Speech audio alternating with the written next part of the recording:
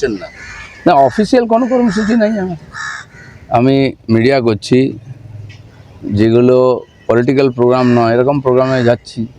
কালকেও সারাদিন বাইরে বাইরেই ছিলাম, তো দেখা সাক্ষাৎ যেন আপাতত আমার কোনো এরকম পলিটিক্যাল কর্মসূচি নাই, থাকে না মাঝে মধ্যে, রেস্টও দরকার আছে কি না। অনেকে বলছেন নাকি ওটা নেই, ওটা ইন্টেনশনালি নাকি নেই। না, নেই তো। আমি তো 5 দিন ঘুরে আসি, রেস্ট নিই 1-2 দিন বাড়িতে। আপনাদের সঙ্গে কথা বলতে হবে কি না, সকাল থেকে মিডিয়া তাদের সময় দেওয়ার দরকার আছে। বহু লোক দেখা করার জন্য আসেন আমার বাড়িতে, তাদের সময় দিতে হয়, সেটা তার কর্মসূচির মধ্যে থাকে না। এখন ওইটা নিয়ে আপনি খুব একটা ভাবিত না? না, আমি কোনোদিনই ভাবিতেছিলাম, আমি 3 বছর ধরে কোন পলিটিক্যাল কর্মসূচিতে থাকি। আমি আমার কর্মসূচি তৈরি করি, সামাজিক প্রোগ্রামে যাই, ধার্মিক প্রোগ্রামে যাই, তো সব কর্মসূচি থাকবে, এরকম পাবলিক প্রোগ্রামেরই খালি কর্মসূচি থাকে। আর দেখে রাখুন কী হচ্ছে। এর আগেও বলেছে, আবার পায়ে হাত দিয়ে ক্ষমাও চেয়েছে। সেই জন্য যারা হঠাৎ বিজেপি তারা অনেক কিছুই বলবে, আর সবার উত্তর দেওয়ারও কোনো দরকার নেই। বড় বাজারটা বড় ব্যবসা হয়, সবার চোখে পড়ে। বেহালা বাজার যখন পুড়েছিল, ঠাকুরপুকুর, যে কটা বাজার পুড়েছে এবং যে পুরনো বাজার আছে 20, 30, 40, 50 বছরে, গিয়ে দেখে আসুন, কোনো পার্থক্য নেই। কোনো অগ্নি নির্বাপক ব্যবস্থা নেই, কোনো অনুমতি নেই, কোনো দেখাশোনা হয় না। প্লাস্টিক কাপড় চোপড়ের ঢের থাকে, সেখানে বিড়ি খাচ্ছে, সেখানে ঘুমুচ্ছে। ছোট্ট একটা ঘটনা, এবং তার ঝুলছে হাজার হাজার, যেটা শর্ট সার্কিট হয়ে যে কোনো সময় ঘটনা ঘটতে পারে, তাই হচ্ছেও, আর তদন্তও হয় না। মমতা ব্যানার্জি সব জায়গায় গিয়ে একটা কথা বলে দিয়ে আসেন, যা মুখে আসে, এই করে দেবো তাই করে দেবো, কোনো দিন পেছনে তাকান না, কোনো দিন করেনও না। তাহলে এরকম দুর্ঘটনা হতো না। শুনুন, মুখ্যমন্ত্রীর কি এটা কাজ নাকি বাজারে বাইরে সার্ভে করা? তার মন্ত্রী, ডিপার্টমেন্টের অফিসার, পুলিশের লোক, ফায়ার ব্রিগেডের লোক কেন দেখে না?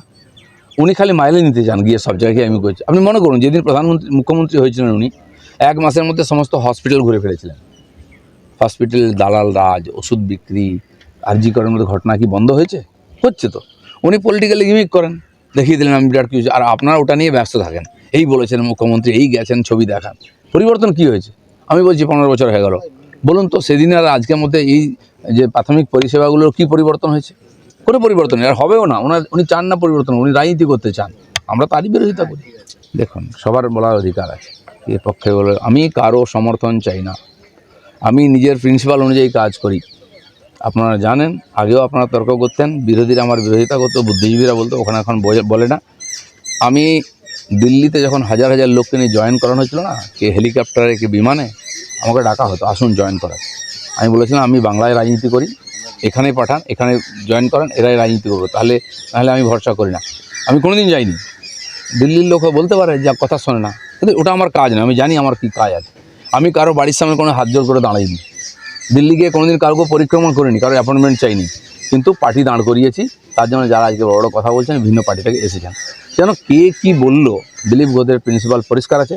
আমি বললাম যে আমি যে সৌজন্য দেখিয়েছি মমতা ব্যানার্জির আহ্বানে গিয়ে, উনি তো দেখাতে পারেননি সেটা।